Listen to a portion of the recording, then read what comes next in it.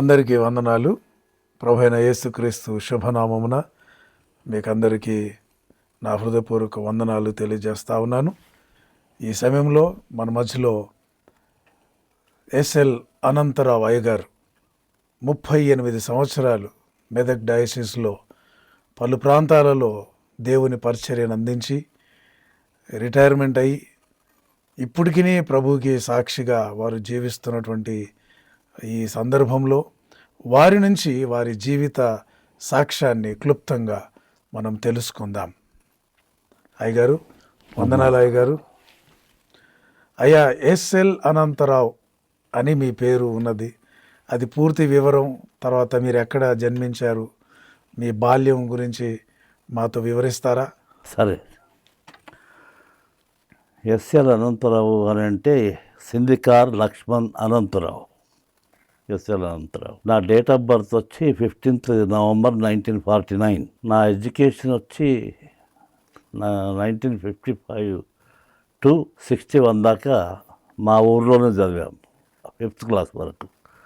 6th classకు both మండల్లో మండల head క్వార్టర్లో అక్కడ చదివాను, గవర్నమెంట్ హాస్టల్లో ఉండి. అది తర్వాత 7వ తరగతికి పాస్ అయిన తర్వాత 8వ తరగతిలో పోయిన తర్వాత 6 అన్నాల ఫీజు చేయమని స్కూల్ వాళ్ళు చెప్పారు. నేను మా ఇంటికి వెళ్ళి మా ఫాదర్ని అడిగాను. 2.5 రూపాయలు ఫీజు అడిగారని అడిగారు, అబద్ధం చెప్పారు. 2.5 రూపాయలు ఇచ్చేసాడు. నడిచిపోమన్నాడు. లేదా బస్కే పోతాను, బస్కు కూడా పైసలు అంటే బస్కు డబ్బులు ఇవ్వను, బస్కు బరువు ఉంటేనే బస్సు ఎక్కాలి, నడిచిపోమన్నాడు. నడిచి వచ్చేసాము. వస్తూ వస్తూ మార్గ మధ్యంలో ఒక దుష్ట సాంగత్యము, స్నేహితులు కలిసి ఇక అటు పోవద్దులే మనము అని చెప్పి స్కూల్కు వెళ్ళకుండానే ఉన్నాం ఒక 10 days. అంత లోపల మా ఫాదర్ వెళ్ళి స్కూల్లో అటెండెన్స్ చూశాడు, ఆబ్సెంట్లు ఉన్నాయని. ఎక్కడికి వెళ్ళాడని వెతుకుతూ ఉంటే మా చేంజ్ చేసేటువంటి ఆ జీతగాళ్ళు వాళ్ళ దగ్గర ఉన్నాను నేను. అక్కడికి వచ్చాడు రాత్రిపూట. అక్కడికి వస్తే ఏమైనా ఎక్కడ ఉన్నావు, ఎందుకు బడికి పోలేదని తిట్టాడు, గద్దించాడు. అయిపోయింది. ఇంటికి వెళ్ళాను. ఆ గడ్డి కోసుకొని మోపులు పశువులకు పెట్టాలి చేయాలంటే నాతో పని చేయించారు, నిన్ను బడికి పంపాను అన్నాడు. ఆ విధంగా 64 దాకా నేను వ్యవసాయ పనులలో నిమగ్నమయ్యాను. చదువు మానేశాను. 8th class ప్రారంభోత్సవంలో మానేశారు. మానేసిన తర్వాత 64 దాకా పనులు చేసిన తర్వాత సి భోజన్ అని మా ఊరిలోనే, మా ఊరతనే హెడ్ మాస్టర్గా ఉన్నాడు. అప్పటికి 6th 7th అయినాయి మా ఊర్లో. 8th class కూడా స్టార్ట్ అయింది 64లో. ఓకే. మా ఫాదర్ని వచ్చి అడిగాడు, మీ బాబుని పంపబోయా, ఇక్కడ 8th class అయింది, మేము చదివిపిస్తావు అని అంటే, డబ్బులు మాత్రం నేను కట్టలేను, వాడు ఇంట్లో పని చేయాలి, అన్ని పనులు ముగించినాక ఆహారం తిని వాడు బడికి రావాలి, మాతో ఏం డబ్బులు ఖర్చు పెట్టడం కాదు, మాతో కాదు అని చెప్పాడు. అని షరతు పెట్టారు. అవన్నీ నేను చూసుకుంటానులేండి అంటే మా ఆయనకు పరిచయమే. అన్నీ సారే చేసి హెడ్ మాస్టర్గా ఉండి 1968 దాకా 11th class HSC higher secondary certificate అక్కడ దాకా చదివిపించాడు. ఫైనల్ ఎగ్జామ్స్ ఏమో నిర్మల్లో సెంటర్ పడింది. నిర్మల్లో ఎగ్జామ్ రాసి పాస్ అయ్యాను. 20 students ఉంటే 6 పాస్ అయ్యాము. 6లో నేను ఒక్కరిని పాస్ అయ్యాను. ఎప్పుడైతే పాస్ అయ్యానో అప్పుడు కూడా చేనులోనికి వెళ్ళి ఆ పచ్చి గడ్డి కోసుకొని మా పశువులకు పురుగులు పడితే ఆ మారేడు దళములు పత్రి అది వేస్తారట, అది తినిపిస్తే ఆ పురుగులు వెళ్ళిపోతాయి. అది తీసుకొని వస్తున్నాను తల మీద పెట్టుకొని ఆ గడ్డి మోపు. అక్కడే హెడ్ మాస్టర్ గారు నిలబడ్డారు బస్ స్టాండ్లో. అలా ఇట్లా అన్నాడు. పోయాను. ఏంటంటే నువ్వు పాస్ అయినావు అన్నాడు. వెంటనే ఆ పత్రి ఆకులు ఆయన కాళ్ళ మీద పెట్టి కాలు మొక్కారు. గురువుకు మొక్కాలి కదా, గౌరవించాలి అని చెప్పి వెళ్ళిపోయాను. అప్పుడు నా సంతోషం ఎట్లా ఉంటుంది, బాగుంటుంది. ఆ తర్వాత కొన్ని రోజులకు మా మదర్ చనిపోయింది. చనిపోయాక మళ్ళీ శ్రీబోయిన సార్ వచ్చి అడిగాడు, నువ్వేమైనా డబ్బులు సాయం చెయ్యి, పియూసీకి పంపుదాం మనల్ని అన్నాడు. ఒక్క పైసా కాదని చెప్పిన కదా సారీ. ఇక అట్లంటే నేనేం చేయాలరా, నేనేం చేయలేను, పంపడంట, అంతా పెట్టుకోవడం అవసరం కూడా కాదు అని అంటాడు. అదే సమయంలో డిఎస్సి, డిస్ట్రిక్ట్ సెలక్షన్ కమిటీ నిర్మల్లో పడింది జాబ్ కొరకు. మా ఊళ్ళో కొప్పుల మాణిక్యం పంతులు అనేటైనా ఉన్నాడనే సంగతి ఆ రోజులకు నాకు తెలియదు. ఆయన బిడ్డ కూడా ఇద్దరు వచ్చారు నిర్మలకు. ఆమె సెలెక్ట్ అయింది. ఆమె టీచర్ ట్రైనింగ్ చేసింది కాబట్టి సెలెక్ట్ అయింది. నాకు ఏ ట్రైనింగ్ లేదు కాబట్టి నేను సెలెక్ట్ కాదు. వెంటనే ఆ పంతులు గారిని అడిగాను, అంకుల్ మీరు ఎక్కడ ఉంటారు అంటే, ఇట్లా సొనాలని ఉంటా బాబు, మీ నాయన మాకు బాగా తెలుసు అని చెప్పి, ఏం చేస్తారు మీరంటే, ప్రార్థన చేస్తాం దేవునికి అన్నాడు. అదే రోజు నైట్ నుంచి ప్రేయర్కి అయ్యాను.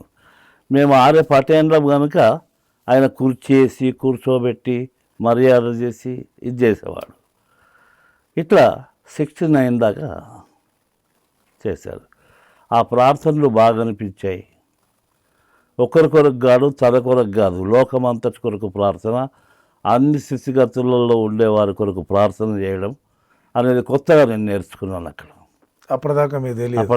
అప్పటిదాకా తెలియదు, చర్చే తెలియదు అప్పటిదాకా. వెంటనే ఈ ఎవ్రోమ్ క్రూసేడర్లు వచ్చి శక్తి మార్గం అనే పుస్తకాన్ని పంచారు మా ఊరిలో. అది తీసుకున్నాను. అది అపోస్తలుల కార్యంలో.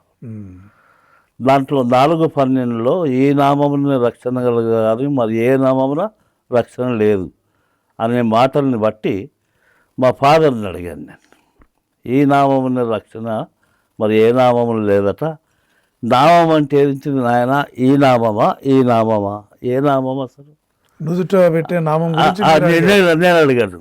నాకు ఇది లేదు జాస అంటే మా నాన్నగారు చెప్పారు, నామం అంటే పేరురా, ఈ పేరునే రక్షణ ఉన్నది అని అంటున్నారు. ఆహా అలాగనా అని చెప్పి మన పంతులు గారిని కూడా పోయి అడిగారు. ఈయనే యేసుప్రభువే దేవుడు, ఈయన ఇది అని చెప్పి నాకు చెప్పాడు. చెప్పిన తర్వాత ఆయన విషయం ఏం చెప్పంటే, ఆయన చనిపోయి తిరిగి 3వ నాడు లేచిన దేవుడు. అలాగనే వెంటనే బాప్టిజం తీసుకున్నాను పురుషోత్తమయ్య గారి ద్వారా. అదే మొదటిసారి మొదటిసారి బాప్టిజం తీసుకున్నాను. కన్ఫర్మేషన్ కూడా తీసుకున్నాను అదే రోజు. వెంటనే ఈ ఎవ్రోమ్ క్రూసేడర్లు అనంతరావు గారు ఉన్నారా అని అడిగారు మా ఇంటికి వచ్చి. అనంతరావు గారు ఉన్నారా, మా ఇంట్లో ఎవరు లేరని పోమని చెప్పి కట్టె తీసుకొని చెప్పండి మా ఇంటికి వెళ్ళని మా నాయన వాళ్ళని బెదిరించాడు. నేను అక్కడ వెనకటి డోర్ తలుపు తీసుకొని నేను వెళ్ళి వాళ్ళకి టీ కాఫీ తాగించి వాళ్ళని పంపించేసాను. ఇది తెలిసి పంచాయతీ ఆ కమిటీ మెంబర్లను పిలిపించాడు పంచాయతీ ఆఫీస్కు. నన్ను పిలిపించారు. నన్ను పిలిపించి చాలా ప్రశ్నలు అడిగారు. వాళ్ళ బిడ్డని ఇస్తామన్నారా, లేకపోతే మన కొలువు ఇస్తామన్నారా, ఏం ఆశ చూపెట్టింది నీకు, ఎందుకు అక్కడికి పోయావు అంటే, మా నాయన భగవద్గీత భక్తుడండి, ఆయన భగవద్గీతకు మోస్తుగా నువ్వు అని అంటే, ఆయన శిష్ట పాలకుడు, దుష్ట శిక్షకుడు శ్రీకృష్ణుడు. యేసుప్రభు ఏమో దుష్టులను బాగు చేసేటువంటి వాడు, పాపలను రక్షించేటువంటి వాడు, వాళ్ళకు శిక్ష విధించేవాడు కాదు, బాగు చేద్దామనే ప్రయత్నం. ఈ ప్రార్థన యేసుప్రభు చేశాడు. ఈ భేదం గదే ఉన్నది అని అన్నాను. అనగానే నువ్వు ఇంట్లోకి వెళ్ళొద్దురా, నువ్వు ముట్టుకోవద్దు, బోళ్ళు గీళ్ళు అవన్నీ ముట్టుకోవద్దు, నువ్వు ఇంట్లో నుంచి వెళ్ళిపోవాలి అని శ్రీ భోజన సారు ఎవరు నన్ను చదివిపించారో ఆయన అన్నాడు. హెడ్ మాస్టర్ ఆయన అంటే ఆయన అడిగాను నేను, కులమత భేదం లేదన్నాడు, కలిసి బతికితే బలం అన్నాడు, భలే తాత మన బాపూజీ అని మీరే కదా 2వ తరగతి నుంచి 11th దాకా చెప్పింది. ఉమ్. మీరే ఇప్పుడు ఇలా చెప్తే ఎట్లా సార్, నేను అడగకూడదు మిమ్మల్ని అని అన్నాను. ఉమ్. అంటే ఆయన లేచి ఏమన్నానంటే, నానా పటేల్ మీ కొడుకు మాకు వినేటట్టు లేడని ఆయన లేచి వెళ్ళిపోయాడు. అంతేగాని జవాబు చెప్పలేదు. చెప్పలేదు, వెళ్ళిపోయాడు. వెళ్ళిపోయిన తర్వాత అట్లనే ఒక్కొక్కరు వెళ్ళిపోయారు. ఆఖరికి భగవద్గీత భక్తులు స్థాపించినటువంటి ఆ భక్తుడు ఏమనంటే, వీడిని తాళతోనే కట్టేసి కొట్టాలన్నారు. అప్పుడు నేను తాళతోనే కట్టేసి కొడితే మనసుకు శరీరానికి గాయాలు అవుతాయి, కానీ లోపల మనసు ఆత్మ కాదు కదా. దానికి ఏం చేయలేదు కదా మీరు. తీసుకుపోయా నీ కొడుకు నువ్వు అని అన్నారు. ఉమ్. అనగానే ఒక ఉమ్మేసి మీతో ఒక్కరితో కూడా వారిని మార్చడం కాలేదు, ఏం కమిటీ సభ్యులు అని వాళ్ళని తిట్టి వెళ్ళొచ్చు. ఇంటికి వచ్చి నువ్వు వెళ్ళిపోవాలి ఇంట్లోకి వెళ్ళాను. మీ నాన్నగారు? నాన్న వెళ్ళిపోయాను ఇంట్లోకి వెళ్ళిపోయారు. వెళ్ళిపోయి బజారత్తుల్లో డాక్టర్ అన్నయ్య అని ఒక గొర్రె ప్రభుదాస్ పంతులు కొడుకు, ఆయన ప్రసన్నరావు అని, ఉమ్. ఆయన మెడికల్ ప్రాక్టీస్ చేస్తూ ఉన్నాడు. ఆయన దగ్గర ఉన్నాను నేను. ఆయన దగ్గర ఉండి మెడికల్ ప్రాక్టీస్ నేర్చుకున్నాను. ఉమ్. నేర్చుకుంటూ ఉంటే అక్కడ ఉండి పనిచేసి చర్చికి వస్తూ ఉన్నాడు ఆ విలేజ్లో. అప్పుడు ఈ పురుషోత్తమయ్య గారు నాకు కనబడ్డాడు. ఏంటి ఇక్కడ ఉన్నావు నువ్వు అని అంటే, ఇక్కడ ఆరవానికి పోతుండే ఇక్కడ ఈ పని చేస్తున్నానంటే, మన ఆయన వెళ్ళగొట్టాడు అంటే, సరే పర్వాలేదు అన్నాడు. అయినా అయ్యగారు మిమ్మల్ని ఒక మాట అడుగుతాను, ఆ పర్సనేజ్ అంతా కూలిపోతుంది, దాన్ని తిరిగి రెన్యూ చేస్తే బాగుంటుంది కదంటే, అది నీకెందుకు, అది మేము చూసుకుంటాము, నువ్వెవరు అడగటానికి అంటే, నువ్వెవరు అడగటానికంటే మీరు ఉండేందుకు అక్కడ పోచ్చరలో బోతులో, మీరు వెళ్ళిపోవలసిందా, అక్కడ ఉండకూడదు, ఇంకెవరైనా వస్తారు అని నేను. ఉమ్. ఈ మాటలను పట్టుకొని 3వ రోజు నన్ను పిలిపించాడు అక్కడికి. ఉమ్. ట్రావెల్ బస్ ఛార్జ్ పెట్టుకొని ఒక పంతులు గారిని పంపి నన్ను పిలిపించాడు. అప్పుడు అడిగాడు, నువ్వు కాలేజీకి పోతావా అని. పోతానంటే మరి నిర్మల్లో ట్రయల్ సర్మన్ నీకు, నిర్మల్ చర్చికి పోయి ప్రసంగం చేయాలి. దేని మీద చేయాలా, ఎట్లా చేయాలా నాకేమీ అర్థం కాదు కదా అంటే, నువ్వు ఏ వాక్యం నీకు తట్టిందంటే ఈ నామం రక్షణ కలదంటే అదే నామం మీద చెప్పు. ఉమ్. పంతులు గారి ద్వారా ఏం విన్నావో, నువ్వేం చెప్పదలుచుకున్నావో, నీ అనుభవం ఏంటో అది చెప్పు అక్కడ. ఉమ్. నిర్మల్లో అయ్యగారు బాగానే రిసీవ్ చేసుకున్నారు, చాలా బాగా చూశారు. ఆ మర్యాద పెట్టింది పేరు అన్నట్టు, క్రిస్టియన్ పొలైట్నెస్. ఉమ్. ఆ విధంగా చాలా బాగా చూసుకొని పొద్దున్న లేచి నాస్తా చేసిన తర్వాత ఆయన అడిగాను, ఎక్కడ నిలబడి ప్రార్థన చేయమంటారు, ఎక్కడ నిలబడి వాక్యం చెప్పమంటారు.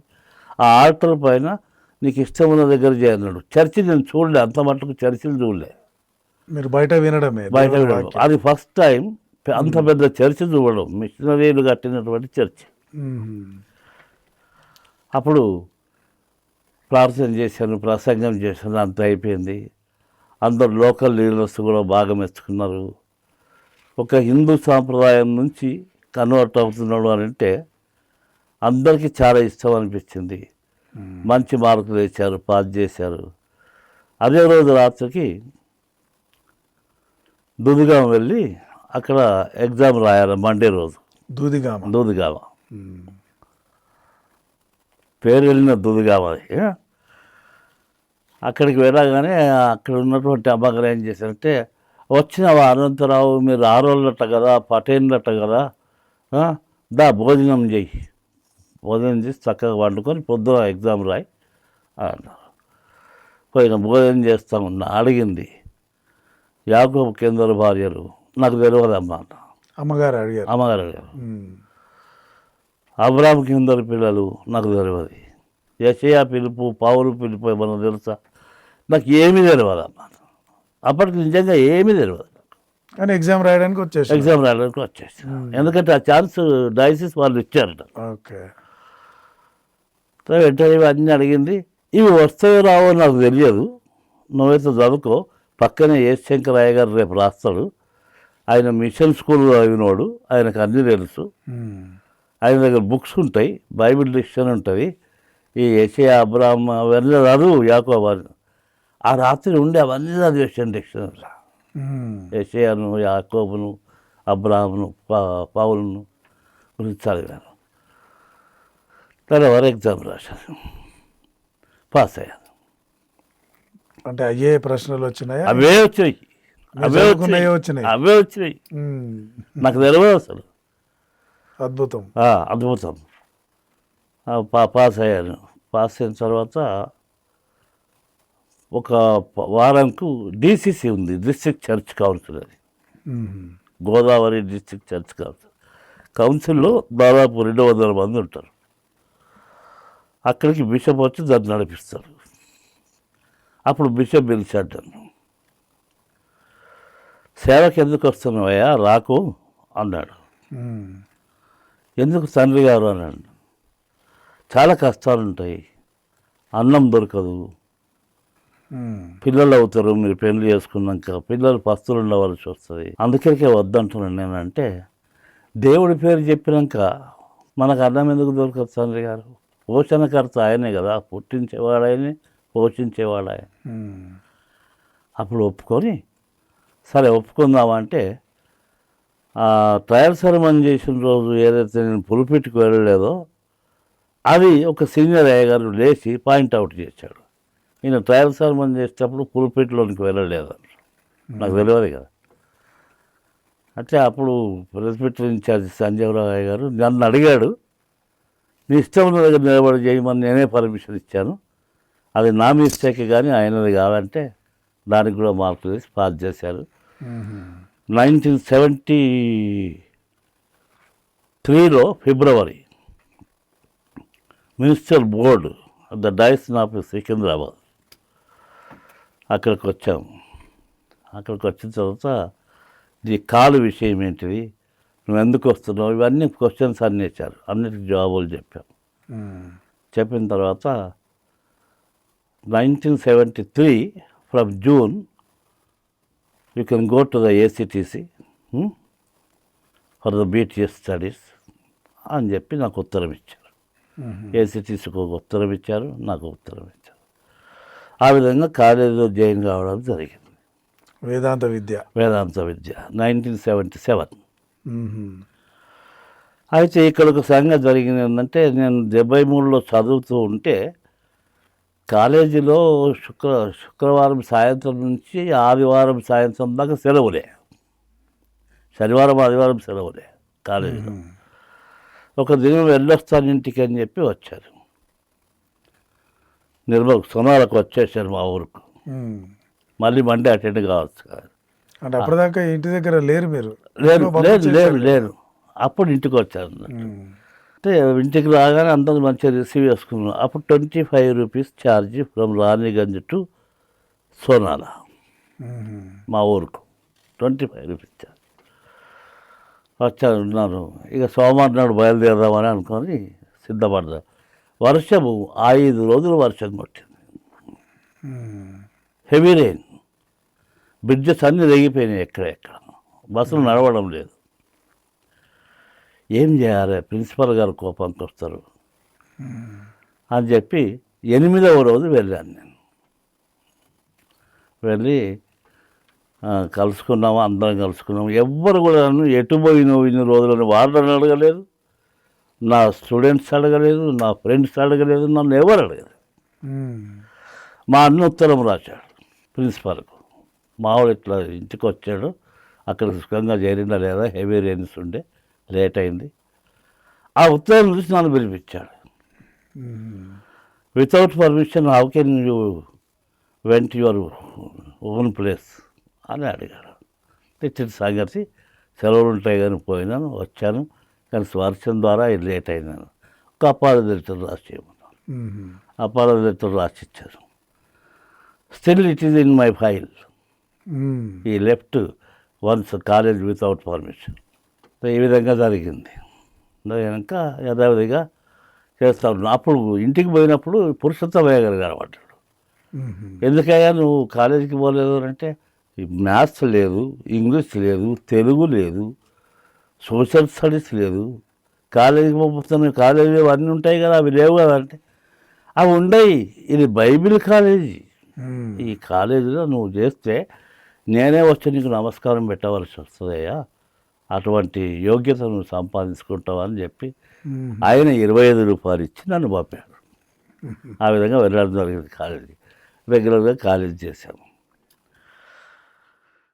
1976లో మా ఫాదర్ చనిపోయాడు. మీరు సిరంపూర్ అప్పుడు హైదరాబాద్ ఏసీటీసీలో లాస్ట్ ఎగ్జామ్ రాస్తూ ఉన్నాను, సిరంపూర్ యూనివర్సిటీ. ఆ ఎగ్జామ్ అయిపోయిన తర్వాత ప్రిన్సిపల్ గారికి పిలిచి నీ లగేజ్ తీసుకొని మంచిగా ఇంటికి పో, పిలుపు వచ్చింది ఇంటి నుంచి అని చెప్పాడు. కానీ విషయం చెప్పలేదు. విషయం చెప్పాలి. ఏమైంది సార్ అంటే, నువ్వు వెళ్ళిపో అని ఆ రాత్రి రాణిగంజ్కి వెళ్ళి బస్ ఎక్కి వెళ్ళిపోయాడు. నిర్మల దేవి గారిని ఒక టీచర్ కలిశాడు. ఏమిరా ఇప్పుడు వస్తున్నావు అంటే, ఇప్పుడు వస్తున్నావు, ఇంతకుముందే అయిపోయింది నాయనది, అయినా పోయినాక ఏడిచింది, అయిపోయింది. ఉమ్. ఈ విధంగా జరిగింది. మేము 6 బ్రదర్స్, నో సిస్టర్స్. 5 పోయారు ఇప్పటికి, నేను ఒక్కరిని ఉన్నాను. నా నంబర్ 2. ఉమ్. ఈ విధంగా జరిగింది. 1977లో May 23 నా మ్యారేజ్ అయింది. ఒక ఎవాంజలిస్ట్ కూతురును నేను చేసుకున్నాను. వాళ్ళ ఇంట్లో 8 మంది ఆడపిల్లలు, అందులో 4వ ఆమెను చేసుకున్నాను. ఉమ్. ఎక్కడ, ఏ ప్రాంతం అయ్యా? అది మా ఓన్ ప్యారిషే, ఓన్ ప్యారిష్. ఓకే. వాళ్ళు ఇచ్చారు నాకు, చేసుకున్నాను. అయిన తర్వాత చాలామంది వచ్చారు, ఆ అయ్యగారులు, వేరే ఎల్డర్స్, ఆ పిల్లల్ని ఎందుకు చేసుకుంటావు, వేరే వాళ్ళని చేసుకో, అట్లా ఇట్లా అని అన్నారు. ఎంగేజ్మెంట్ అయిన తర్వాత ఉమ్. అమ్మగారి దగ్గరికి పోయాను. ఆమె దూదుగా హాస్పిటల్లో డ్యూటీ చేస్తే పోయాను. ఆమె నుంచి వదిలించుకుందామని పోయాను. నన్ను వద్దుగా, నన్ను ఇష్టపడకు, నేను మంచోడిని కాదు, నేను తాగుబోతును అని చెప్పి పుట్టిగానే ఆ సారాయి పొట్లం చూపించారు. మీ మాట అంటే అవునంటే అవును, కాదంటే కాదని ఉండాలని దేవుని వాక్యంలో ఉంది, అది మేము అనుసరిస్తామో, నువ్వు అనుసరిస్తావా లేదా అని అడిగింది. అవును అనుసరిస్తానన్నారు. అంతే మరి. మరి నా యాటిట్యూడ్ అయితే ఇలా ఉంది అని అంటే, ఎలా ఉన్నా దేవుడు బాగా చేస్తాడు, ఆ నమ్మకం నాకు ఉందన్నది. ఆ విధంగా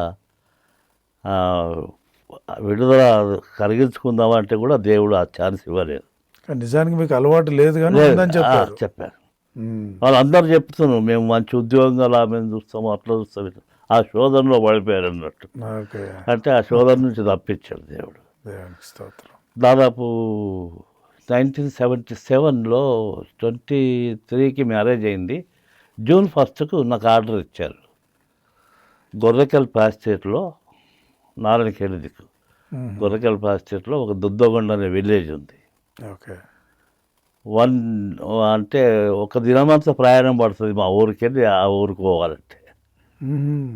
బస్సులు మార్చుకుంటూ పోవాలి. కొత్తగా పెళ్ళింది, పెట్టెలు పట్టుకొని పోయినాం. పోయితే మేము వస్తున్నామని చెప్పి ఒక 2 కిలోమీటర్ల లోపలికి వెళ్ళాలి ఊరుకు, రోడ్డు నుంచి. ఆ రోడ్డు దగ్గర ఒక్క బండి, ఎడ్లను అలంకరించుకొని బాజా భజంతులు పెట్టుకొని ఉన్నారు సంఘస్థులు. ఆ విధంగా వెల్కమ్ చేశారు నన్ను. వాళ్ళకి ముందే తెలిసింది మీరు వస్తున్నాను తెలిసింది. వెల్కమ్ చేశారు, చాలా గ్రాండ్గా వెల్కమ్ చేశారు. అక్కడ దాకా, ఊరు దాకా డ్యాన్సులు చేసుకుంటూ మమ్మల్ని తీసుకెళ్ళారు. ఆ విధంగా ప్రవేశించడం జరిగింది సేవలో. ఇక ఈ విధంగా దాదాపుగా 14 ప్యారిషెస్, 14 పాస్టేట్లు సేవ చేసుకుంటూ తిరిగాను. అనేక కష్టాలు ఎదుర్కొన్నాము. ఒక దగ్గర ఈ సుశీలును, ఇంకొక బాబు, 2 చిన్న పిల్లలు అక్కడికి వేశారు. పోయినాం. 2 రోజులు భోజనం లేదు మాకు.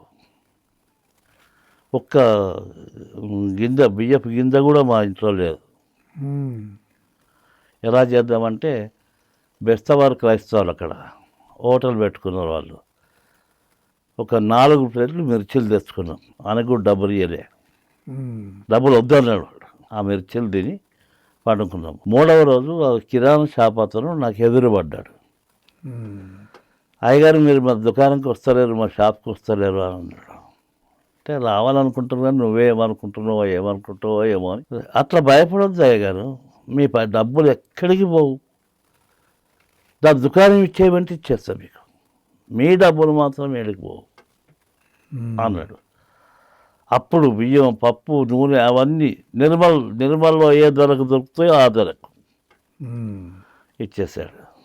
ఆ విధంగా ఒక దేవుడు ఆదుకున్నాడా అని ఆ విధంగా తలంచాను నేను. ఆయన డబ్బులు ఇవ్వకనే ఇచ్చాడు అన్ని. ఇచ్చాడు మళ్ళా పే చేసామనుకోండి. ఇచ్చాడు. ఆఖరకు అది ఎక్కడ దాకా నమ్మకం కుదిరిందంటే ఆయన దుకాణం విడిచిపెట్టి పోతే నేనే గడ్డ మీద కూర్చొని దినమంతా అమ్మేవాడిని, రాత్రిపూట ప్రార్థనలకి వెళ్ళేవాడిని సైకిల్ మీద. ఇంత నమ్మకం కుదిరింది మాకు. ఇప్పటికీ ఫోన్ చేస్తాడు, ఎట్లున్నారు అయ్యగారు, రండి అంటాడు. తప్పకుండా రండి, మీరు అందరూ రండి అంటే వీలవుతలేదు. ఇంకొక 30 రూపాయలు ఇవ్వాలి ఆయనకు. నేను నిర్మల్లో కలిసాడు ఒకసారి, 30 రూపాయలు తీసి 50 రూపాయల నోటు తీసి ఇచ్చాను. ఉంచుకొని ఇవాళ కదా రెడ్డి సాబ్ అంటే, నాకెందుకు ఇస్తావయ్య గారు, మేమే మీకు ఇవ్వాలి అని చెప్పి 500 రూపాయలు నోట్లు జేబులో పెట్టాడు ఆయన. అంటే ఈ నమ్మకత్వం మీరు ఆయనకు సహకారం చేసిన ఈ విధంగా కొనసాగింది అన్నట్టు. మా స్నేహితులు అన్నితోని స్నేహితులు ఈ విధంగా జరిగింది. అంత కష్టపడ్డాం. ఆదిలాబాద్లో చేశాను, బోత్లో చేశాను, నిర్మల్లో చేశాను, సిద్దిపేటలో చేశాను, కాగజ్నగర్లో చేశాను, చిట్టపూర్లో చేశాను, బోయినపల్లిలో చేశాను. ఇక్కడ retirement. Bowenpally retirement June 15th, November 30th. Very గ్రాండ్గా అయిందండి రిటైర్మెంట్ ఫంక్షన్. ఏ సంవత్సరం అయ్యారు? 15th year, 2015, okay. November 30th. మీరు సేవ ప్రారంభించిన దినాల్లో కాగజ్ నగర్లో ఏదో సందర్భం జరిగిందని కాగజ్ నగర్లో అక్కడికి పనిష్మెంట్గా ఇచ్చారు బిషప్ గారు. నన్ను పనిష్మెంట్ ఇద్దామని పనిష్మెంట్గా వేశారు. వేస్తే అక్కడికి వెళ్ళిన తర్వాత ఒక సంఘటన జరిగింది. వెళ్ళిన తర్వాత శనివారం వెళ్ళాము, సండే నైట్ సర్వీసు. 2 చర్చెస్ ఉన్నాయి, సర్ సిల్క్ అండ్ SPM అని. Sirpur paper mills, Sir Silk 2 churches. Sir సిల్క్లో 8 o'clock, 9:30కి పేపర్ మిల్ SPMలో. SPMలో ఉన్నోళ్ళు చాలా అఖండులు, దుర్మార్గులు, అయ్యగారులను బస్కనివారు అనే టాక్ ఉన్నది.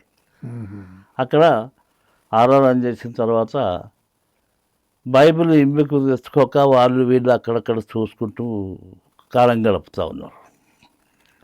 దాన్ని గమనించి ఫస్ట్ అనౌన్స్మెంట్ ఏం చేసింటే, వితౌట్ బైబిల్ ఎవరు కూడా రావద్దు చర్చ్కి అన్నది. This is my first announcement in the church అని చెప్పారు. బయటకు వచ్చాక ఒక పెద్ద మనిషి టాల్ మ్యాన్ వచ్చి, ఎందుకు రావద్దు, ఎందుకు అలా ప్రకటన చేశారంటే, ఎందుకు రావడము, పెన్ను లేకపోతే ఎందుకు పోతావు ఎగ్జామ్కు, పోవు కదా పెన్ను లేకుండా. మరి బైబిల్ లేకుండా దేవుని దగ్గరికి ఎట్లా వస్తావు, రావద్దు.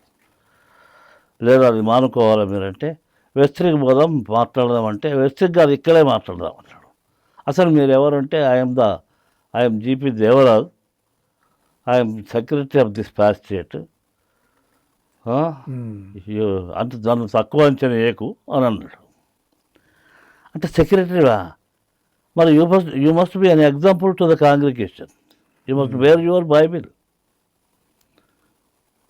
దిస్ ఇస్ బెస్ట్ యాటిట్యూడ్ అని చెప్పారు. చెప్తే తెల్లవారి నుంచి నెక్స్ట్ సండే నుంచి Bible book, worship book and hymn book 3 పట్టుకొని వచ్చేవాడు. నిన్నంతకాలం వచ్చాడు. అంతకాలం తీసుకొచ్చేవాడు కాదు, నేను ఉన్నంత కాలం అయితే వచ్చాడు. కనుక అయ్యగారులను కష్టపెట్టిన అతను ఈ విధంగా చేశాడు. అయినా అప్పుడప్పుడు కష్టాలు పెడుతుండే, అవి నేను ఈజీగా తీసుకుంటుంటే, వారు అన్న మాటలకు ఓకే చెప్తుంటే, నా ఇష్టం ఉన్నది నేను చేస్తుంటే. ఈ విధంగా కష్టాలు ఎదుర్కోవడం జరిగింది. ఒక నిచ్చెన ఉంటుంది చూడండి, స్టూల్ లాంటిది పెద్దది, అయ్యా. అది మీరెక్కి డస్ట్ దులపొస్తు చేయొచ్చు. అవును. అది తీసుకొచ్చి ఒక ఆయన చర్చిలో పెట్టాడు.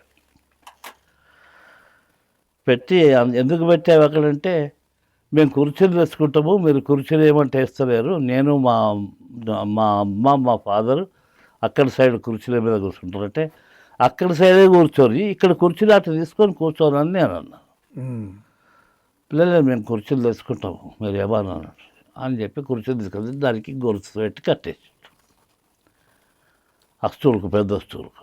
ఉమ్. ఫస్ట్ వాడు పనులు వచ్చి, రేపు పాము సండే కదా అయ్యగారు దులుపుదాము అంటే ఇట్లా కట్టేసుకుని కాదంటే, సరే అట్లనే లాక్కుంటా చేసేసేయండి పని అని చేసేసాను.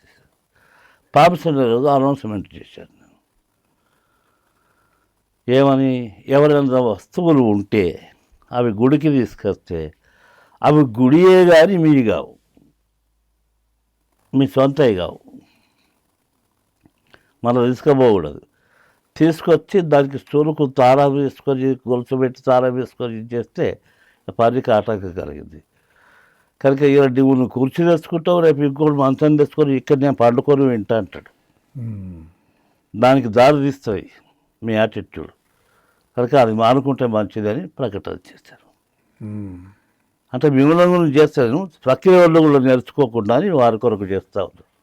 ఉమ్. అనగానే ఆరాధన కాగానే మమ్మల్ని ఇట్లా అంటావా అట్లా అంటావా, ఏం లేదు పోవారు, ఏదంటే రాసపూర్వకంగా ఇయ్యి, అప్పుడు మాట్లాడదాం, ఉమ్. కమిటీలో పెడదాం అన్నాడు.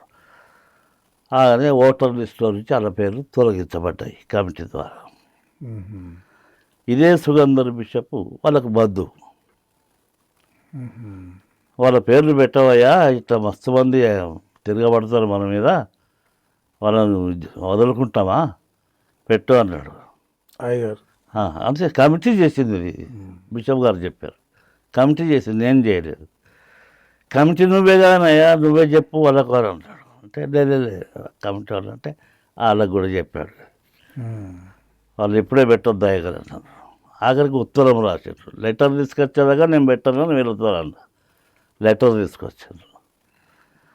తీసుకొస్తా అంటే ఆ క్లర్క్ ఏం చేశాడు, మేము పోస్ట్లో పంపుతాం, లెటర్ మీకు చేతికి అన్నాడు బిషప్ క్లర్క్. పోస్ట్లో వచ్చేసింది అది. ఉమ్. లెటర్ రాశాడట, తండ్రి గారు మీరు మా పేర్లు పెడతలేరు అని అంటే, సరే పెడదాంలే, ఏం తొందర ఏమొచ్చింది అని చెప్పి మళ్ళీ ఒక 2-3 రోజులు ఆగి వాళ్ళకు నామినేషన్ చేయకుండా, టైం ఇవ్వకుండా పేరుతో కింద రాసేసారు, లెటర్ ఫైల్ చేశారు. పెట్టేసిన తండ్రి గారని సుగంధర్కు బిషప్ ఫోన్ చేశాను. ఓకే మంచిది అన్నాడు. అట్లా యునానిమస్గా ఎలక్షన్స్ కూడా అయిపోయాయి. ఓకే. ఈ విధంగా కాగజ్నగర్లో సేవ 6.5 సంవత్సరములు ఎవరు ఉండలేదు. నేనున్నాను. ఒక పెద్ద గుడి, ఈ 2 చర్చిలు కలిపితే ఒక పెద్ద గుడి కట్టడం జరిగింది. ఉమ్. చాలా అంటే బాధలు పడ్డాం లేదు, కానీ అక్కడ కాగజ్నగర్లో ఏదైతే పరిచిపెట్టారో అక్కడ సుఖపడ్డారు, చాలా సుఖపడ్డారు. దేవుడు అట్లా మళ్ళీ అట్లా చేసి. అట్లా మరిపించి పోవద్దన్నారు, ట్రాన్స్ఫర్ కావద్దన్నారు. ఎందుకు పోవద్దు అన్నారంటే, నేను వాళ్ళ మాట వింటున్నా, పని చేస్తున్నా, ప్రసంగం చేస్తున్నా. 5 నిమిషాలు అంటే 5 నిమిషాలు ప్రసంగం చేయడం, గంట అంటే గంటనే వేయడం. ఆ విధంగా నేను ఇది చేశాను. ఎంత మంచిగా ప్రసంగం చేసినా, ఏమి చేసినా పక్కకు పోయి వాడు ఏం చేసిండు అనే రకంగా మనుషులు కాగజ్నగర్ వాళ్ళు అప్పట్లో ఇప్పట్లో అంతే. ఆ విధంగా కనుక ఇది ఆఫీస్లో చెప్పి ట్రాన్స్ఫర్ చేయటం నేను ఆడుకోవడం జరిగింది. అక్కడి నుంచి సిద్దిపేట వచ్చాను. సిద్దిపేట నుంచి పెద్ద శంకరంపేట పోయాను. పెద్ద శంకరంపేట నుంచి చిట్టాపూర్ వచ్చాను. చిట్టాపూర్ నుంచి బోయినపల్లికి వచ్చాను. ఈ విధంగా జరిగింది. ఇంకో విషయం జ్ఞాపకం చేయాలనుకుంటున్నాయా, మీరు మెడికల్ ప్రాక్టీషనర్గా కూడా ఏదో మధ్యకాలంలో చేశారు అనేది సమాచారం ఉంది. అదే మేము ఏసీసీలో ట్రైనింగ్లో ఉన్నప్పుడు అయ్యా ఈ లాల్ సింగ్ బుక్యా మా బ్యాచ్ మేట్, వాడు మలేరియా జ్వరంతో బాధపడుతూ ఉంటే ఆ, మా డిస్పెన్సరీ ఇన్ఛార్జి వచ్చి వానికి పెన్సిలిన్స్ ఇవ్వడం మొదలుపెట్టింది, పెన్సిలిన్ ఇంజెక్షన్స్. అంటే పెన్సిలిన్ ఇంజెక్షన్స్ పోదురు అది, నేను ఇంజెక్షన్ ఇస్తే నీకు పోతుంది అని అంటే, అట్లంటావురా అని అన్నాడు. అంటే అవును అట్లనే అంటే 4 తీసుకున్నాడు. పెన్సిల్ 5 ఇక తీసుకోకు, ఏమి గుణం లేదన్నట్టు ఆవిడతో. 4 తీసుకున్నాడు, ఏమి తక్కువ లేదు, జ్వరం, కాలేజీకి కూడా వెళ్ళలేదు. ఇక తీసుకోకరా, రేపు నేను వచ్చి నీకు ఇచ్చేస్తానని చెప్పి తెల్లవారు వచ్చి కొనుక్కొని వచ్చి ఇచ్చేసాను. ఇచ్చేసినాక 1 అవర్లో జ్వరం జారిపోయింది, చెమటలు వచ్చేసి. 2వ రోజు నుంచి క్లాసెస్కి అటెండ్ అవ్వడం జరిగింది. ఇది సంగతి ఆ డిస్పెన్సరీ ఇన్ఛార్జి గారికి చెప్పొద్దురంటే చెప్పిండు, వాళ్ళు బలవంతం చేస్తే. అప్పుడు కూడా మా ప్రిన్సిపాల్ విక్టర్ ప్రేమ్ సాగర్ పిలిచి, నువ్వు నీ పెట్టేసుకొని ఇంటికి వెళ్ళిపోవాయా, ప్రాక్టీస్ ఈడ మొదలు పెట్టినావా అని చెప్పేదంట. నేను అన్నాను, అందరూ పాదిరి పంతులు అందరూ గ్రామాలలో ఇస్తారు కదా ట్యాబ్లెట్స్, అవి అదంతా అది ఓల్డ్, అదంతా మారిపోయింది. ఇప్పుడు అవి చేయద్దు, ట్యాబ్లెట్సే రియాక్షన్స్ వస్తున్నాయి, ఇంజక్షన్స్ రాస్తే ఎట్లా ఇస్తావు, తీసుకపో, నీ కేసు కన్సిడర్ చేయబడదు, నువ్వు వెళ్ళిపో అన్నాడు. నా వెనకనే ఆడుండి, ఆ శిక్ష నేను భరిస్తా ఫాదర్, నేను వెళ్ళిపోతాను, నాకు పర్మిషన్ ఇవ్వండి, నన్ను వెళ్ళగొట్టండి. ఇక దీంతో మీ స్నేహబంధం చాలా మంచిది అని బాగా నవ్వి, ఫోన్ ఇంకొకసారి ఇటువంటి చేయకుండా అని అన్నాడు. ఆ విధంగా విక్టర్ ప్రేమ్ సాగర్ గారు ఈ విధంగా ఇద్దరిని క్షమించేశారు. కనుక ఈ విధంగా జరిగింది. మీ కుటుంబం గురించి చెప్పండి అయ్యా. మా కుటుంబం గురించి నేను ఒక్కరినే క్రైస్తవుని. మా అన్న దూదిగా మిషన్ స్కూల్ చదివాడు. అప్పుడు ఈ న్యూ టెస్టమెంట్ మత్తయి, మార్కు, లూకా, యోహాను ఇవేమిటి రాబాయి, ఇవేం బుక్కులు రా అని చెప్పి అటు పడేసేవాడిని. ఒక 2 సంవత్సరాలు చదివాడు అక్కడ, తర్వాత వెళ్ళొచ్చాడు. అప్పుడు నేను ద్వేషించాను, ఆ స్కూల్ ఎందుకు చదువుతున్నాం, మిషన్ స్కూల్లో అట్లా ఇట్లా ద్వేషించాను. దేనినైతే ద్వేషించానో దాని విషయంలో దేవుడు నన్ను పట్టుకున్నాడు అనేటిది నా విశ్వాసం. ఈ విధంగా మార్చబడ్డా. మరి ఎవరి దగ్గర అయితే నేను ప్రాక్టీస్ చేస్తూ ఇంట్లోకి వెళ్ళగొడితే వాళ్ళ దగ్గర ఉన్నానో, వాళ్ళు నాకు బెడ్షీట్స్ అవి అన్నీ కొనిచ్చి, నాందేడ్ టెరికాట్ ప్యాంటు షర్టు కొనిచ్చి, చేతిలో ఒక 200 ఇచ్చి, ఆ ట్రైనింగ్ పోయేటప్పుడు ఆయన పంపించాడు, అన్నయ్య డాక్టర్. ఆ విధంగా జరిగింది. వీళ్ళందరికీ నేను రుణపడి ఉండాలి. ముఖ్యంగా కొప్పుల మాణిక్యం పంతులు, నేను బాప్టిజం తీసుకున్నాను కదా, ఆ వారి కుటుంబం కూడా. కనుక ఈ విధంగా నేను క్రైస్తవునిగా చేయడం జరిగింది. 14 ప్యాస్టేట్లో 38 సంవత్సరాలు సేవ చేసి ఘనంగా ఎంటర్ అయి ఘనంగా వీడుకోలు తీసుకోవడం జరిగింది. దేవుడు ఈ విధంగా కనుక నేను మెదక్ అధ్యక్ష మండలానికి, మెదక్ డైసిస్కు ఎంతో రుణపడి ఉన్నా.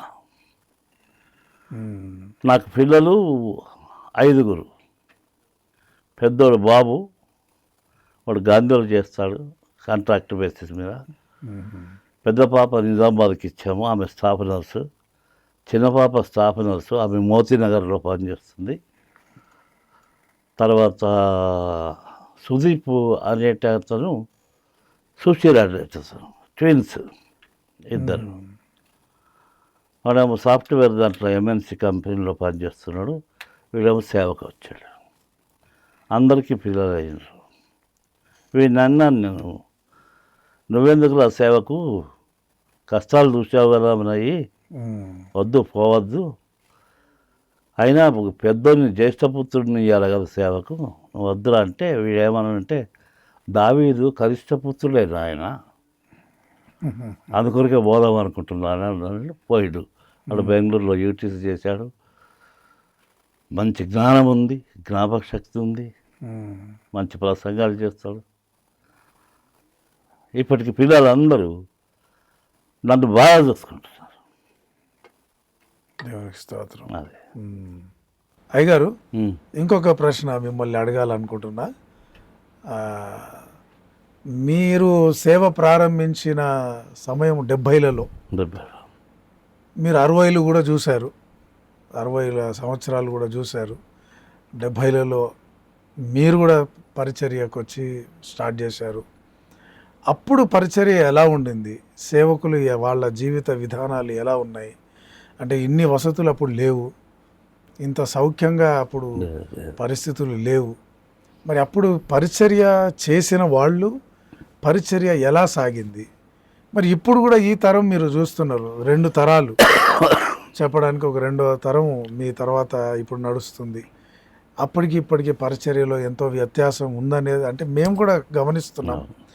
మీ అనుభవంలో మీరు చూశారు కనుక మీ విట్నెస్ ఏంటి దీని విషయంలో? అయితే నేను కన్వర్ట్ కాకముందు సంగతి ఎలా ఉన్నదంటే, మా గ్రామంలో ఎస్సీ వాళ్ళు ఎవరన్నా వస్తే వాళ్ళు వెళ్ళిపోయిన తర్వాత వాళ్ళు పాదములు పెట్టిన దగ్గర నీళ్ళు చల్లుకొని లోపలికి వెళ్ళేవారు. అటువంటి పరిస్థితి. తర్వాత కప్పులు హోటళ్ళలో గ్లాసులు తాగితే గ్లాసులు కడిగి ఎస్సీ వాళ్ళు కడుక్కొని ఆవిడ మీద పెట్టేవాళ్ళు. మళ్ళీ వచ్చినప్పుడు అదే గ్లాసులో తాగాలి ఎస్సీ వాళ్ళు ఎవరు. ఆ విధమైనటువంటి అంటరానితనం అనేటువంటిది ఉండింది, బాగుండింది. ఇప్పుడు కూడా ఇక్కడ ఉండొచ్చు, ఇంకా తెలియదు మారుమూల గ్రామాలలో. అటువంటి సమయంలో నేను కన్వర్ట్ అయ్యాను.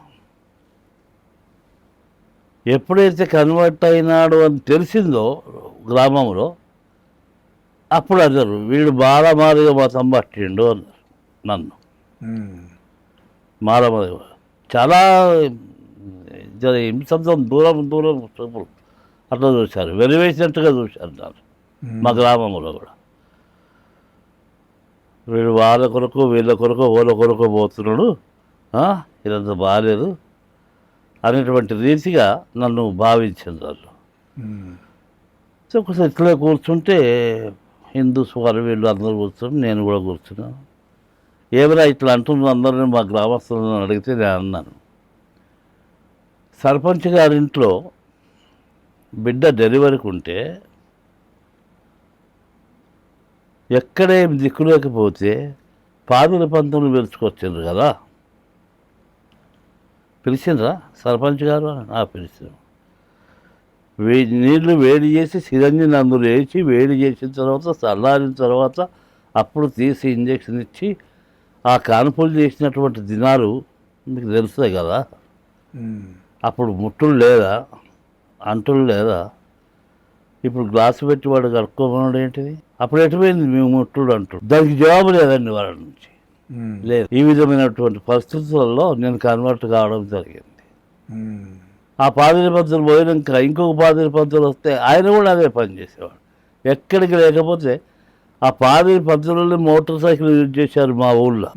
వారు చేసిన వాళ్ళు చూసి అది వాళ్ళు తెస్తేనే చూసాం మేము, లేకపోతే లేదు. కనుక ఎక్కడికి వెళ్ళినా ఏ గ్రామంకి వెళ్ళినా ఒక పాదిరి పంతులు అనేటివాడు ఉండేవాడు. వాళ్ళు ఇది చేశారు. అంత ఆ డెలివరీస్ కొరకు ఇంత ఫెసిలిటీస్ లేవు అప్పుడు. కార్పొరేట్ హాస్పిటల్స్ లేవు.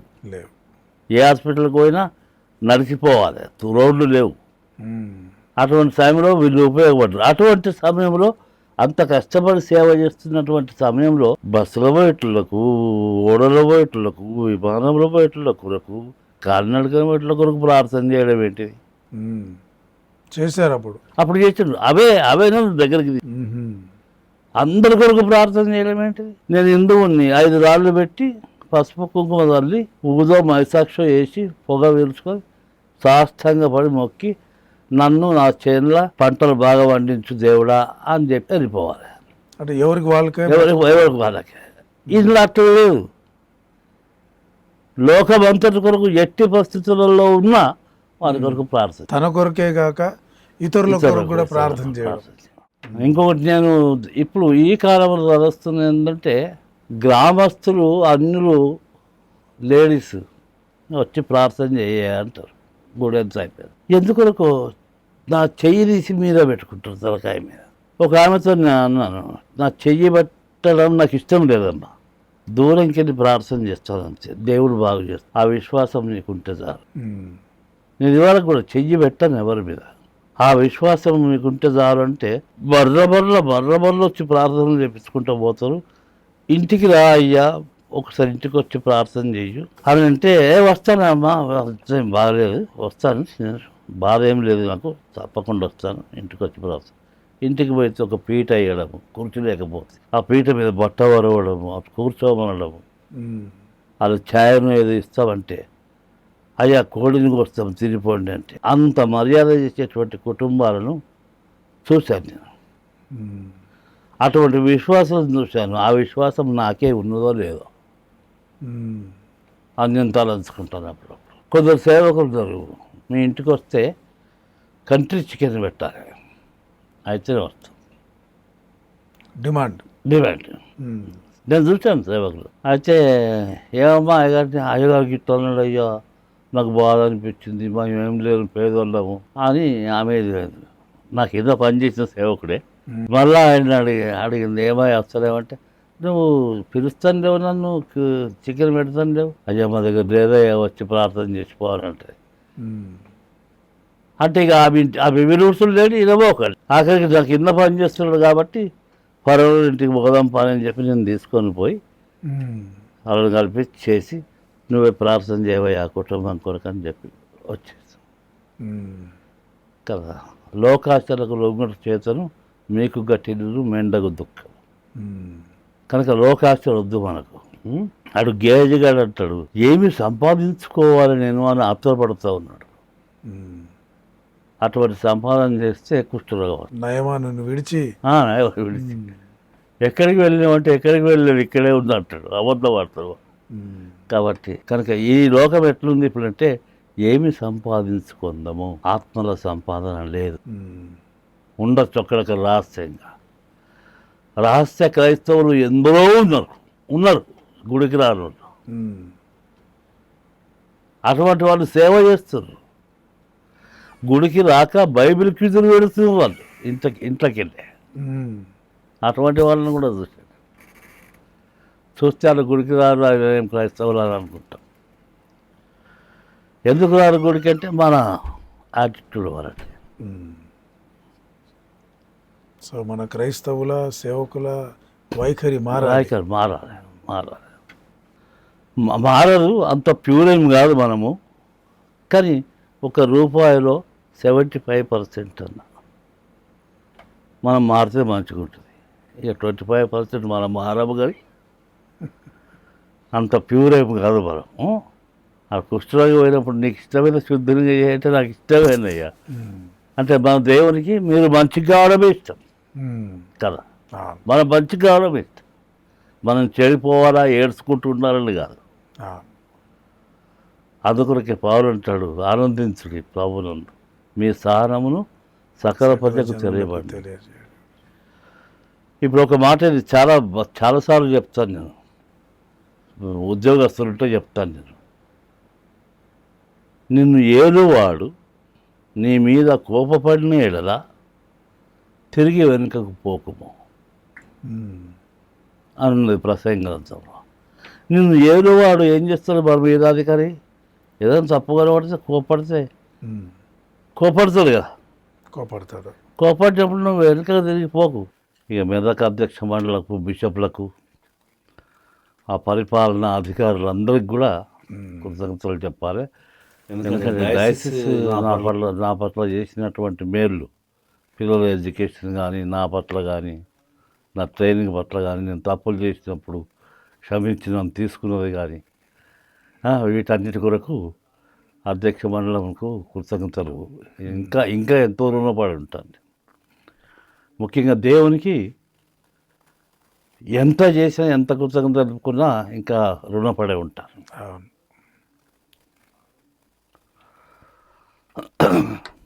రక్షణ గురించి మీ సందేశం ఏంటయ్యా క్లుప్తంగా? రక్షణ గురించి అంటే, పాపిని రక్షించడము దేవుని యొక్క వంతు. అది మీరు కూడా పాపలను రక్షించడానికి సువార్తను ప్రకటించండి, లోకమంతటా ప్రకటించండి అని శిష్యులకు ఇచ్చినటువంటి ఆజ్ఞ అది. చివరి ఆజ్ఞ దేవుడు యేసు ప్రభు. అదే రీతిగా ఆ సేవను చేయడానికి పిలుపుని బట్టి సమర్థించి ఒప్పుకోవడం జరిగింది. కనుక ఈ 38 సంవత్సరములు అదే పనిలో ముందుకు సాగటానికి దేవుడు కృపను అనుగ్రహించాడు. ఒక 5గురిని సేవకు పంపించడం జరిగింది. రక్షణ పొందిన నేను మరి ఇతరులకు రక్షణలోనికి నడిపించాలంటే ఇంకొక 2-3 తయారు చేయాలి నా వంతు. కనుక ఆ విధంగా ఒక 5గురిని పంపడం జరిగింది. అందులోకి ఒకరు చనిపోయారు, నలుగురు ఉన్నారు. ఈ విధంగా సేవ జరిగింది. సో ఏంటంటే దుర్మార్గుణ్ణి సన్మార్గం తేవడానికి కృషి చేస్తూ ఉన్నటువంటి క్రైస్తవ ప్రపంచానికే నేను కృతజ్ఞతలు చెల్లిస్తూ ఉన్నా. ఇంకొక మాట, ఇప్పటి తరానికి మీరు పరిచర్య చేసి రిటైర్ అయ్యి మీరు రిటైర్మెంట్లో ఉన్నారు, అయినా కూడా ప్రభు కొరకు మీరు వాడబడుతున్నారు. చాలా సంతోషకరమైన విషయం. ఇప్పుడు యవనస్తులు లేవాలి, ఈ తరానికి రానున్న తరాలకు వారు కూడా ప్రభు సువార్తను ప్రకటించాలి, ఆ అవసరత ఎంతగానో ఉంది. మీరు వారికి ఇచ్చే సందేశం ఏదన్నా? వాళ్ళకి ఇచ్చే సందేశం ఏంటంటే కొత్త తరానికి టెక్నికల్ ఏజ్లో ఉన్నాం మనం, కాబట్టి టెక్నికల్గానే సిద్ధపడి ఆయా విధములుగా తరబియతులు పొంది దేవుని సేవకులు సమర్పించుకొని ఆ విధంగా సేవ చేస్తే యవన జనరేషన్ అంతా రక్షింపబడుతుందని నా భావన. అటువంటి పిలుపు, అటువంటి ట్రైనింగ్ తరబియత్ ఇచ్చేటువంటి సంస్థలు కూడా ముందుకొస్తే చాలా బాగుంటుంది. పాటల రూపకంగా ఎంతో సేవ చేయొచ్చు అది నా అభిప్రాయం. నిజమే అయ్యా, ఎందుకంటే పాటల ద్వారా నేను వ్యక్తిగతంగా మన క్రైస్తవ సమాజం కూడా ఎంతో ఆశీర్వదించబడుతుంది. ప్రభు యొక్క వాక్కులను పాటల్లో మనం కలిగి ఉన్నాము కాబట్టి, వాక్యమే పాటల్లో ఉండడం మూలాన ఈ పాటలు మన ఒంటరి పయనంలో, కష్ట దుఃఖ సమయాల్లో మన క్రైస్తవ సాహిత్యము పాటల రూపేణ మనల్ని ఎంతగానో ఆదరించడం, బలపరచడం, ఇది నా అనుభవం. అలాంటి అనుభవాలు మీకు కూడా ఉంటాయి. మీరు ఇంత సుదీర్ఘ పరిచర్యలో మీకు ఇష్టమైన పాటలు ఖచ్చితంగా ఉండుంటాయి. అంటే నా కొరకు ఏదైనా పాట మీకు ఇష్టమైన వాటిలో ఒకటి? నాకు ఇష్టమైన పాట ఏంటంటే నేను 69లో విన్నటువంటి పాట, బ్యాప్టిజంకు ముందు, రేయింబగలు నీ పద సేవే జీవదాయక చేయుట మేలు. అదేనాక యెహోవా నా బలమా. అందులో ప్రాముఖ్యమైనది నా దీపమును వెలిగించువాడు. నా దీపమును వెలిగించువాడు నా చీకటిని వెలుగుగా చేయును. నా దీపమును వెలిగించువాడు నా చీకటిని వెలుగుగా చేయును. జలరాసుల నుండి బలమైన చేతితో, నుండి బలమైన చేతితో వెలుపల చేర్చిన బలమైన దేవుడు, చేర్చిన బలమైన దేవుడు యెహోవా నా బలమా. యథార్థమైనది నీ మార్గం, పరిపూర్ణమైనది నీ మార్గం యెహోవా. ఇది ఇంకొక వచనము. అయ్యా, ఆపదలు నన్ను వెన్నంటియున్నా నా కాపరి జీవై నన్నాదుకొంటివి. ఆపదలు నన్ను వెన్నంటియున్నా నా కాపరి నీవై నన్నాదుకొంటివి. లోకమంతయు నన్ను విడిచిన, లోకమంతయు నన్ను విడిచిన, నీ నుండి వేరు చేయవు ప్రభువా, నీ నుండి వేరు చేయవు. ఎన్ని తలచినా ఏది అడిగినా జరిగేది నీ చిత్తమే ప్రభువా, జరిగేది నీ చిత్తమే. అద్భుతమైన పాట అయ్యా. ఎందుకంటే నా అనుభవము, ఎన్ని ఆపదలు వస్తే కూడా దేవుడు నన్ను విడిచిపెట్టలేదు. మనము విడిచిన ఆయన దేవుడిగా. మీరు మర్చిపోయినా నేను మిమ్మల్ని మారవనంట. ఇంకొక విషయం మీ నుండి తెలుసుకోవాలనుకుంటున్నాయా? ఈ తరంలో ఎంతోమంది సేవకులు లేస్తున్నారు. ఒకవైపు సేవకుల కొరత ఉన్నా మరొక వైపు సేవ చేయడానికి ముందుకు వస్తున్న వాళ్ళు ఉన్నారు. అందులో చాలామంది ఈ తర్ఫీదు లేకుండా, వేదాంత విద్య తర్ఫీదు లేకుండా సేవకు వస్తున్నారు. సేవకు రావటం అనేది దేవుని పిలుపు, దాన్ని మనం ఆటంకించడానికి అధికారం లేదు. అయితే వాళ్ళకి మీరు వేదాంత విద్య గురించిన ప్రాముఖ్యత ఉందంటారా లేదంటారా మీ మాటల్లో? అయితే బైబిల్లో ఏమంటారంటే, భూమిని తలకిందులు చేయవారు వీరే కదా అని యోహాను పేతురును గురించి వాక్యం అపొస్తలుల కార్యంలో ఉంది. వాళ్ళకి చదువు ఉందా, వాళ్ళు వేదాంతం చదివారా అని ప్రశ్నలు ఉద్భవిస్తాయి. నేనంటాను, వాళ్ళు యేసుతో ఉండినవారు కనుక, యేసు అనుభవములే వారికి వేదాంతమైంది కనుక ఆ విధంగా వాళ్ళు చేసి ముందుకు సాగిపోతూ ఉంటారు. కనుక ఇప్పుడు ఆ అనుభవం మనకు లేదు కనుక వేదాంత విద్య అవసరం. ఒక్క మాటకు ఇంత పెద్ద పుస్తకాలు ఉన్నాయండి. ఒక్క మాట మీద ఒక టెక్స్ట్ బుక్, ఒక సువార్త పత్రిక చదవలేని స్థితిలో లోకం ఉన్నది ఇప్పుడు. ఎందుకంటే మాకు తీరిక లేదు. అంత బుక్స్ ఏం చదువుతాం? అయినా చదవాలి. చదివి మూలం ఏంటిదో, హీబ్రూ మూలం ఏంటిదో, గ్రీకు మూలం ఏంటిదో నేర్చుకొని యువతకు చెప్తే అది బాగుంటుందని. తర్వాత కొందరు ఏం చేస్తుంటే, నేను సువార్థికుని, నన్ను దేవుడు చెప్పమన్నాడు, నేను వెళ్తూ ఉన్నాను అని బాప్తిస్మాలు ఇవ్వడము, కన్ఫర్మేషన్స్ ఇవ్వడము, ఇవన్నీ జరుగుతున్నాయి. దానికి నేను ఒప్పుకోను. ఎందుకంటే ఒక డినామినేషన్, ఇప్పుడు చర్చ్ ఆఫ్ సౌత్ ఇండియా ఉంది, బ్యాప్టిస్టు లూథరన్ ఏమి లేకుండే అప్పుడు ఇటు, ఓన్లీ చర్చ్ ఆఫ్ సౌత్ ఇండియానే ఉండే 1947లో. ఇదంతా తెలంగాణ రాష్ట్రం అంతా, దాదాపుగా తెలంగాణ రాష్ట్రం అంతా, అటు హైదరాబాద్, అటు ఆంధ్రప్రదేశ్లో ఆంధ్ర సైడు లూథరన్ బాప్టిస్ట్ ఉంటున్నాయి. కనుక ఈ తెలంగాణ సైడ్ అంతా సిఎస్ఐ ఉంది.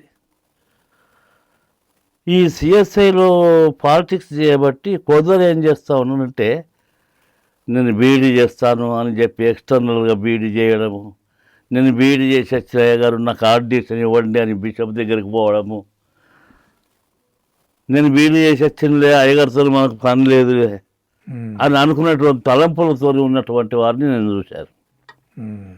అది మంచిది కాదని, దేవుని యొక్క వాక్య ప్రకారంగా అది మంచిది కాదు. హస్త నిక్షేపణము, ఆర్డినేషన్, బిషప్ అనేటువంటి భక్తుడు దేవుడు ఏర్పరచుకున్నటువంటి సేవకుడు. కనుక వారి ద్వారా అయితే బాగుంటుందని, ఆ విధంగా సిద్ధపడి ముందుకు సాగితే జీవితానికే ఎటువంటి ఆటంకం ఉండదని నేను నా ఒక పట్టభద్రుడిలాగా చేస్తే ఆ ఆధిక్యత అనేది ఉంటుంది. ఎవరైనా అడిగితే కూడా చెప్పచ్చు. అవును, అదొక క్రమం. సేవ అందరూ దేవుడు పిలిస్తే అందరూ రావాల్సిందే, కానీ ఒక క్రమంలో వెళ్ళడం చాలా అత్యవసరమైన విషయం. ఇంకా కొందరు నా అనుభవంలో చూస్తూ ఉన్నాను.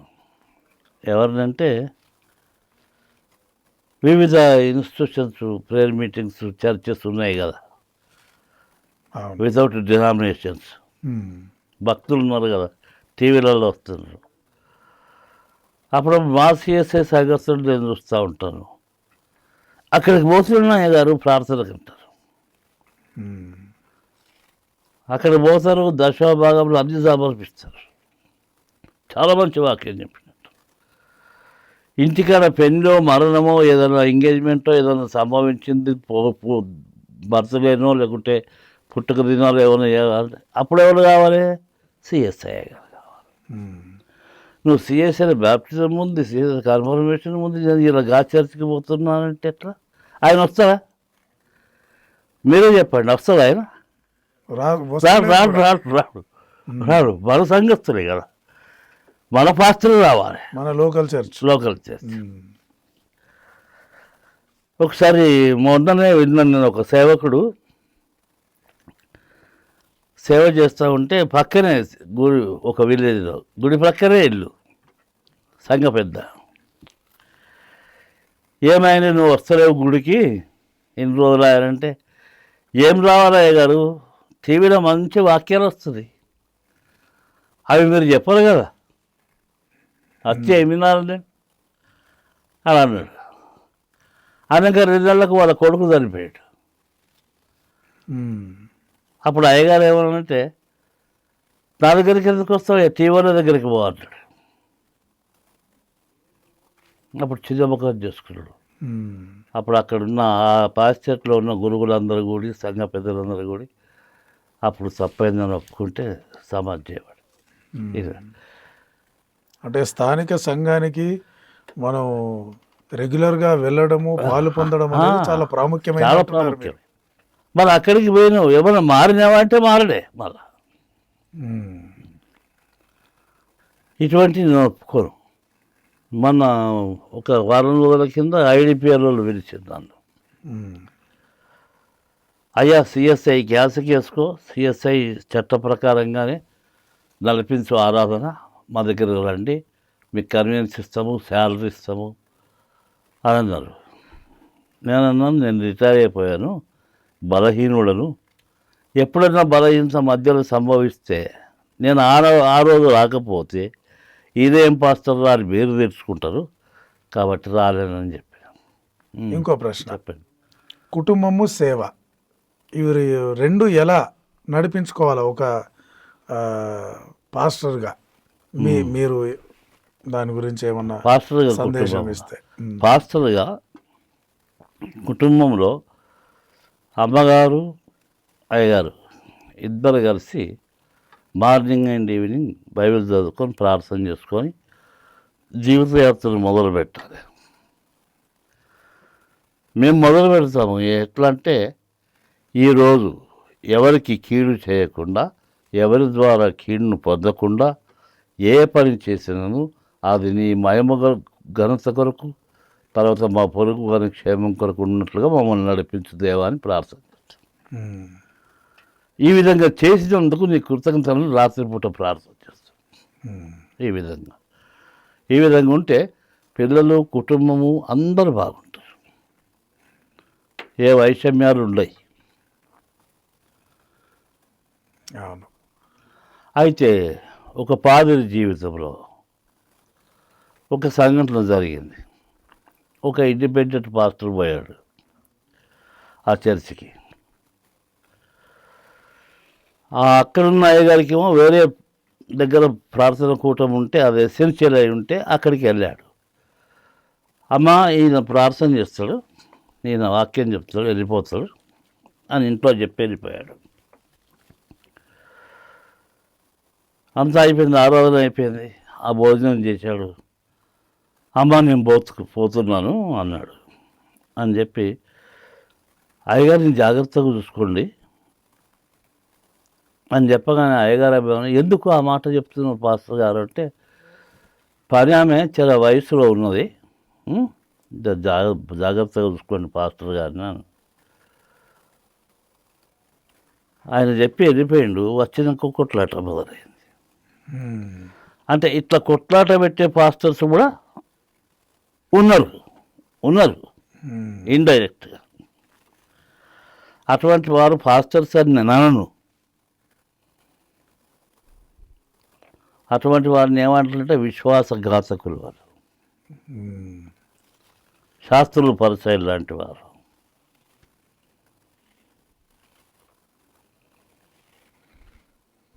అయ్యా ఇక మీరు ఎట్లా ఫీల్ అవుతున్నారు మరి? అది వాస్తవమే కదా.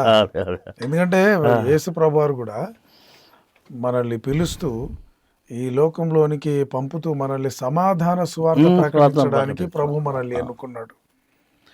సువార్త సమాధానంతో కూడింది. సువార్త ఎవరికి అందుతుందో వాళ్ళ సమాధానం లేని జీవితాల్లో సమాధానం కలుగుతుంది.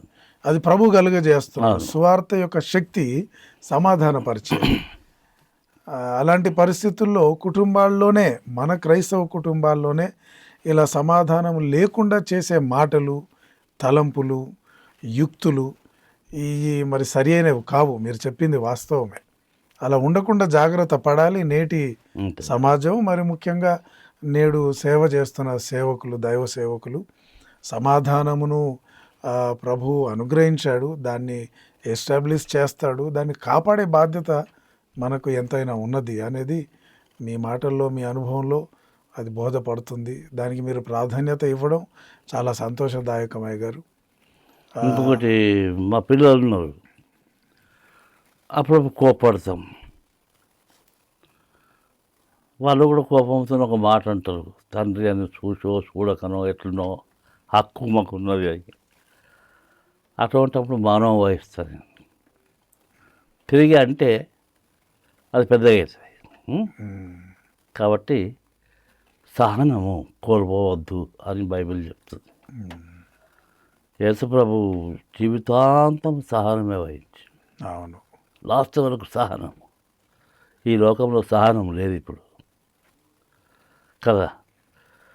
అయితే ప్రసంగం చేస్తూ ఒక దగ్గర అడిగాను, ఏమి సుందరమైనవి లోకంలో, చాలా అందమైనవి సుందరమైనవి ఏంటి అని అంటే, ఎడ్యుకేటెడ్ కాంగ్రిగేషన్లో ఊటి వెళ్ళాలా, అటు వెళ్ళాలా, ఇటు వెళ్ళాలా, అవన్నీ సుందరమైనవి అని చెప్పారు.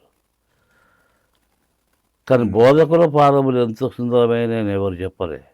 కానీ దేవుని యొక్క వాక్యం చెప్తుంది, బోధకుల పాదములు ఎంతో సుందరమైన. ఆ స్థితిలో దేవుడు నన్ను ఉంచాడు కనుక దేవునికి ఎల్లవేళ కృతజ్ఞత. ఎందుకంటే సమాధాన సువార్తను ప్రకటించు. పౌలు అన్నాడు, మీరు సమాధానమను వాక్యమును విని ఆ విధంగా నడుచుకోవాలని ప్రభువును బట్టి మిమ్మల్ని బ్రతిమాలుకుంటున్నారు.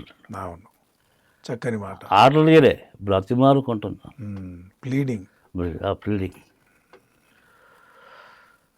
ఈ విధమైన సువార్త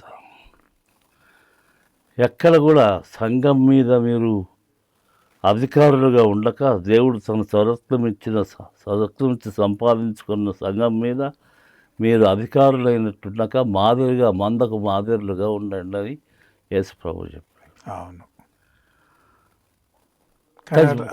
చెప్పాడు.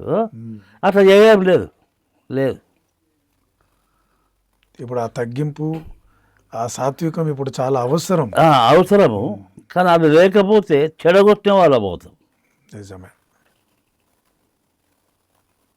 ఒకవైపు కట్టబడతా ఉంటే ఇంకోవైపు కూల్చివేయబడుతున్న పరిస్థితిలో మనం ఉన్నాం. ఎంతో జాగ్రత్తగా పరిచర్యను మనం కొనసాగించబద్ధులమై ఉన్నామయ్యా. మీ యొక్క జీవిత అనుభవం నేటి క్రైస్తవ ప్రపంచంలో పరిచర్యను అందిస్తున్నటువంటి దైవ సేవకులకు ఎన్నో విషయాల్లో మాదిరిగా ఉండడం ఎంతో హర్షదాయకం. అయ్యా, మీకు మా నిండు కృతజ్ఞతలు, ధన్యవాదములు. దేవుడు మిమ్మును, మీ కుటుంబాన్ని దీవించునుగాక. చివరిలో మీరు ఒక మాట ప్రార్థన, ఆశీర్వాదం ఇస్తే ఈ కార్యక్రమాన్ని ముగించుకుందాం. ప్రభువా, మా ప్రధాన కాపురమైనటువంటి మా తండ్రి, నీ కృపచేతమును కరికరించి ఆశీర్వదించి, ప్రభువా, మేము ఎప్పుడైతే ఈ లోకంలో జన్మించినామో అప్పటి నుంచి మమ్మల్ని ఎరిగినటువంటి మా తండ్రి, మమ్మల్ని నీ సేవ కొరకు పిలుచుకొని, నీ సేవలో పనిముట్టులుగా వాడుకొని, నీ సేవ మరణము కంటే భారమైందని సెలవిచ్చి, అటువంటి సేవలో ఇంతకాలం నడిపించి ఆశీర్వదించి, మా ప్రభువా, మరీ ప్రాముఖ్యంగా ఈ స్టూడియోలో మమ్మల్ని కూర్చోబెట్టి మా యొక్క అనుభవములను మేము తెలుపుకొనుటకు మీరు ఇచ్చినటువంటి మంచి సౌకర్యాన్ని బట్టి నీకు వందనాలు చెల్లిస్తూ ఉన్నాం. బెంజారాన్ని సేవకుని మీరు కనికరించి ఆశీర్వదించండి. వారిని వారి కుటుంబాన్ని దీవించి మా ప్రభువా నీ సేవలో నిరాటంకంగా ముందుకు నడిపించమని, ఇట్లా ఎంతమంది సాక్ష్యాలను ఈ లోకానికి చూపిస్తూ ఉన్నారో మాకు తెలియదు, కానీ ఈ సేవలో ముందుకు నడిపించి మీరు మహిమ ఘనత ప్రభావం పొందమని, వారికి సహచరులుగా ఉన్నటువంటి బిడ్డలను, పనిచేసే బిడ్డలందరినీ కూడా ఒక్కొక్కరిని పేరు పేరు వరుసలు ఆశీర్వదించి ఈ సంవత్సరం అంతటినీ ఆశీర్వదించి మా ప్రభువా దీని ద్వారా అన్యులు అనేకులు దీన్ని తెలుసుకోగలిగే భాగ్యములను నడిపించమని, మరి ఇంత మట్టుకు మాట్లాడినటువంటి మాటలలో ఏమైనా పొరపాట్లు ఉంటే బలహీనమైనటువంటి మమ్మల్ని క్షమించమని, మా ప్రభువా మరి ఇతరులను క్షమించగలిగే బిడ్డలముగా మేముండున్నట్లుగా, ఇతరులను ప్రేమించగలిగే బిడ్డలముగా మేముండున్నట్లుగా, ఏ శ్రమ అయినను దాన్ని సహనంతో ఓర్చుకొనగలిగే బిడ్డలమైనట్లుండి మమ్మలను మా కుటుంబాలను కనికరించి ఆశీర్వదించి మీరు ఘనత మహిమ ప్రభావములు పొందుమని, ఆయా అవసరం చేత బాధపడుతున్నటువంటి ప్రతి పేద బిడ్డను ఆశీర్వదించి ఆదరించి ధైర్యపరిచి లోకములో ముందుకు నడిపించమని మా ప్రభువును మా రక్షకుడైన యేసు పేరిట నిన్ను వేడుకుంటున్నాం తండ్రి. ఆమేన్. మన ప్రభు అయిన యేసుక్రీస్తు కృప, తండ్రి అయిన దేవుని ప్రేమ, పరిశుద్ధాత్మ యొక్క అన్యోన్య సహవాసము, సకల ఆశీర్వాదములు ఇప్పుడు నిరంతరము మనందరికీ, మన సంస్థలకు అన్నిటికీ, సంఘములన్నిటికీ, ముఖ్యంగా అధ్యక్ష మండలాలన్నిటికీ, ప్రధాన కాపరులందరికీ ఆయన యొక్క ఆశీర్వాదములు నిరంతరము తోడై నీడై ఉండునుగాక. ఆమేన్. భాగ్యభోగ నిధులు లేని భారభరిత సేవా, బాష్పశిరులలోన మెలగి బాధలను వరించు సేవా, బాధలను వరించు సేవ, మధుర మధుర మధుర సేవ.